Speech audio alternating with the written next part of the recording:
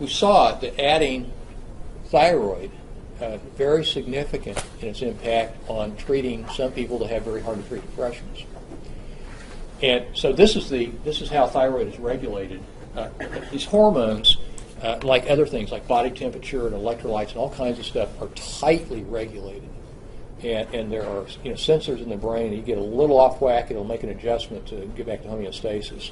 And so at the level of the hypothalamus in the brain, if you start to have even very subtle thyroid disease, then and you get a little bit of a drop in thyroid hormones, that'll be picked up here in the hypothalamus, and it immediately will increase this thyroid releasing hormone, and that causes the pituitary to dump this into circulation, and that's TSH. And TSH is thyroid stimulating hormone.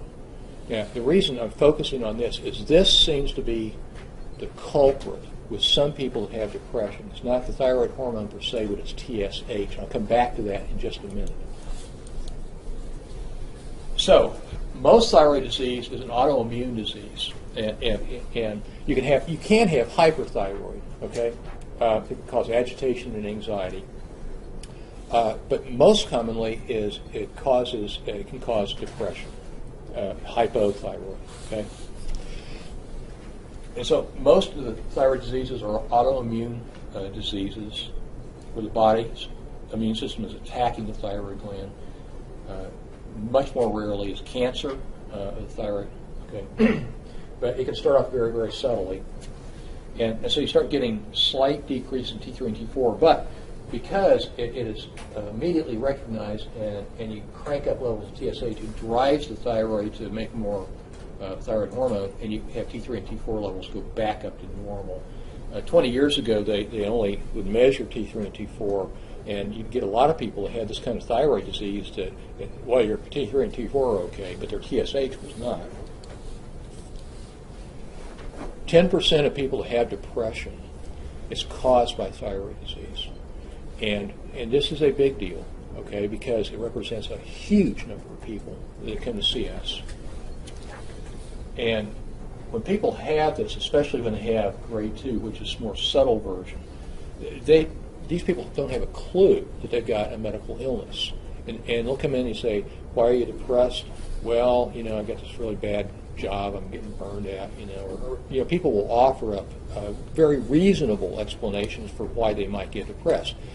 And it's because people try to make sense of, why am I depressed? Well, gosh, maybe it's this bad marriage or something like that. So they'll come in, and it can just send you on a wild goose chase. You can go and do psychotherapy or what have you, and it may help a little bit, but it's not going to really work.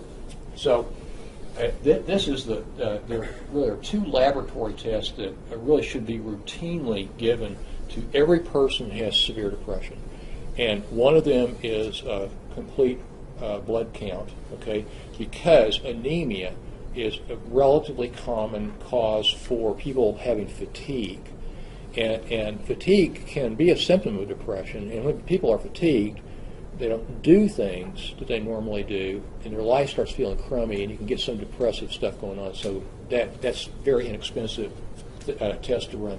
The other is a thyroid panel, and what you look for is a TSH. Grade 1 is primary hypothyroid, okay, and this is severe thyroid disease. Thought I had a slide there. Represents 1% of people have major depression. Most of these people go to their primary care doctor, and there are a couple of symptoms that make them go there instead of seeing us. They may have severe depression, but one is they get cold real easily. Okay, memorize that. Keep that in mind. They get cold real easily, and they may notice it, but their spouse will notice it. Like, my husband just keeps turning up the furnace. Okay. Secondly, is their hair falls out, but it's not balding, not baldness. Okay. Hair becomes brittle, and so when you brush your hair, it breaks, and so it's like I'm getting gobs of hair coming out, in my brush. Now you can have weight gain, but that can occur with depression. You have fatigue, that occurs in depression. You have depressed mood, but usually that cold intolerance and losing a bunch of hair. And occasionally people start getting hoarse. If they wear a tie, men that wear a tie, they'll notice they may have to go to a larger shirt size because they're getting some swelling in their neck. So the vast majority of people who have grade 1, which is a more severe form of thyroid disease, will not come to psychotherapists. They'll probably go to their doctor, and they'll nail it and treat it. Okay, but these folks are going to go. They're going to go seek out psychotherapy if they do anything. If they happen to go to their doctor just for other reasons, this might be picked up, and a lot of times it's not. Now, let me show you. This is the normal range for adults, and again, this is 16 to 60.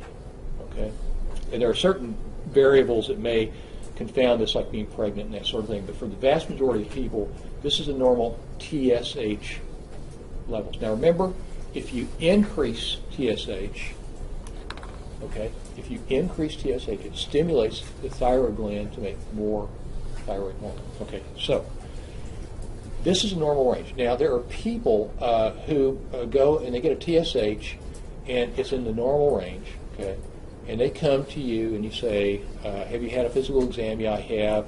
Did you get your thyroid checked? Yes. And what the doctor says is normal. And it's normal because TSH is in the normal range, right? But, and for most of us, that's no problem at all. That's not, in fact, that's totally normal. And I'm proud of this. My TSH, the last lab test I got a 1.3. It's the only thing that's going perfectly normal. You know, it's reassuring to know that at least something I'm normal. Okay. Anyway, they're told that it's in a normal range. But if you have TSHs that are above this in the upper half of the normal range, that can cause depression and can really interfere with antidepressants working. And yet the primary care doctor says it's normal. Why? Because it's in the normal range. It is normal for people, except those people that are predisposed to developing major depression. So what do you do? What do you do? If it's up here, well, you give T3, okay? You dump more thyroid in here. Now you don't have to crank out as much TSH. You can try to dry, and it dries it down. And the optimal level for someone with mood disorder is 1.0. And I've had several patients that have been treated for years, and you know, and one of them was, again, one of my favorite patients. He got somewhat better, but I didn't even think about it. This was years ago. I didn't know about this, but this was just information just coming, you know, into the journals. And you know, he came in and he had a TSH of about 2.7 or something like that. And if you take T3, it usually takes a month or 6 weeks or so, and then it gradually sort of drives down the TSH. And now you don't want to get it below here, or what's going to happen? What do you think? If you get it lower. Yeah, if you're lowering TSH, what goes below here? What do you think? You're going to get hyperthyroid.